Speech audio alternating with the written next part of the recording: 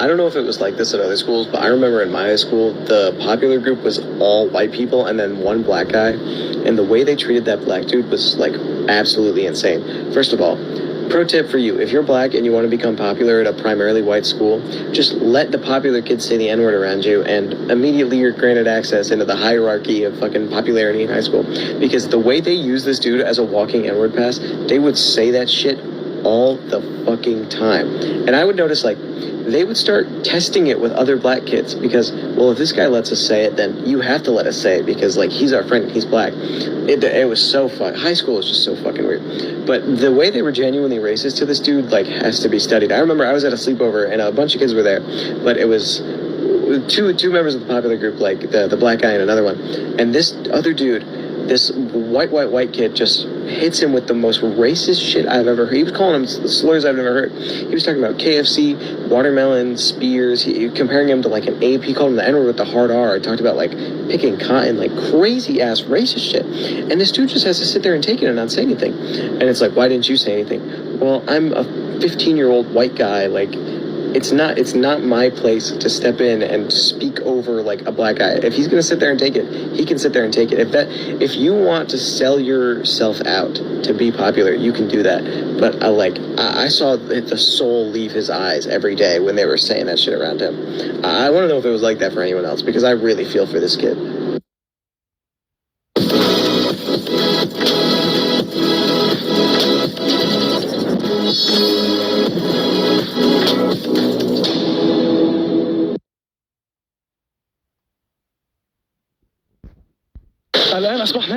As dawn breaks, Muhammad runs from his country. Some people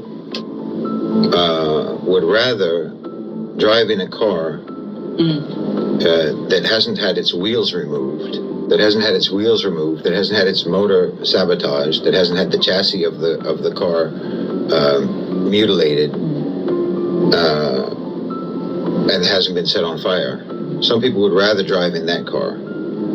Even if that car is heading off of a cliff, it's a more comfortable ride. But no one thinks, when immigrants, refugees, are fleeing the countries that you destroyed and coming to your miserable country, they don't understand that it's a miserable country, and they don't understand that it's a car heading over a cliff.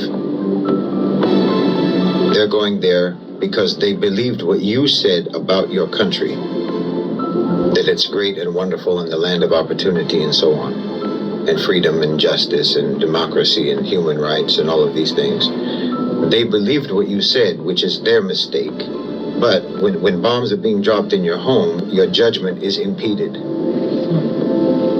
And you just need to survive. And everyone thinks that it will be safer in the gun tower than where the gun is pointed from the tower. So you would rather seek refuge in the gun tower than to have to continue to run away from the crosshairs of the gun. I believe that 100% that the black man is 100% God's true chosen people. All this was designed for a reason. They've been bringing and putting the black man down for a long time. And there's a reason for it. What's the reason?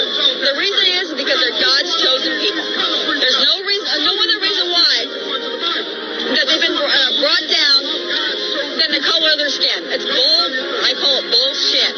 What about the people in Israel claiming to be the Jews? I can't answer for that. I just know that Satan is the all-time great deceiver. What do you think is going to happen to America? I think that we're going to suffer. I think that we are actually Babylon. That's what I think. So what we teaching is not crazy? No. What you're teaching is not crazy.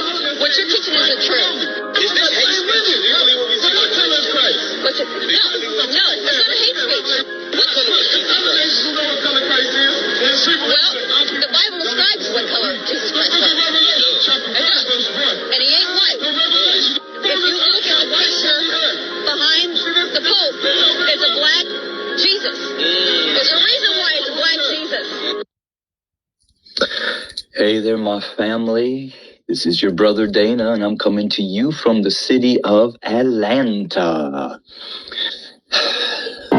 It amazes me that after all of these years, 400 plus, when you, my black family, have been crying out to my white family about the injustices within the legal system, the judicial system, the correctional system, the policing system.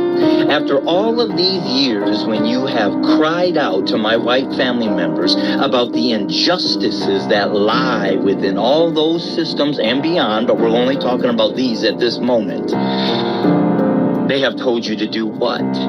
Shut up and submit. Well, that's if you lived through the officer being the police officer, the jury, and the executioner all in one time. But while you've sat in our correctional systems, our modern-day cotton fields, and you being the modern-day cotton, they told you just to submit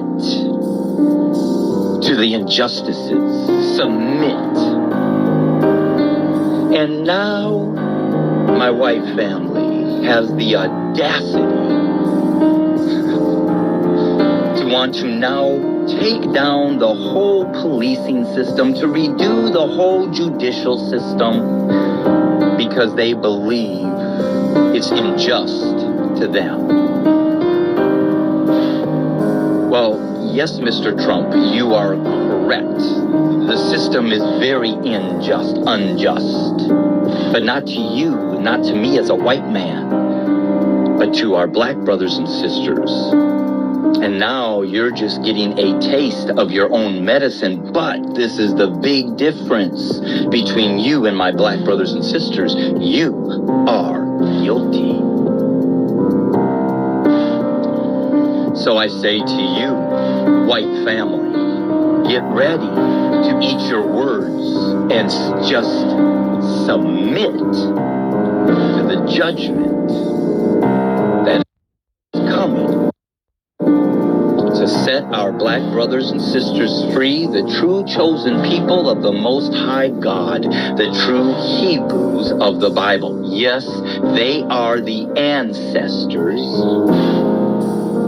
to the Hebrews underneath Egypt. We in America, according to Deuteronomy chapter 28, are that Egypt again. Hey family, this is your brother Dana coming to you from the city of Atlanta. Shalom.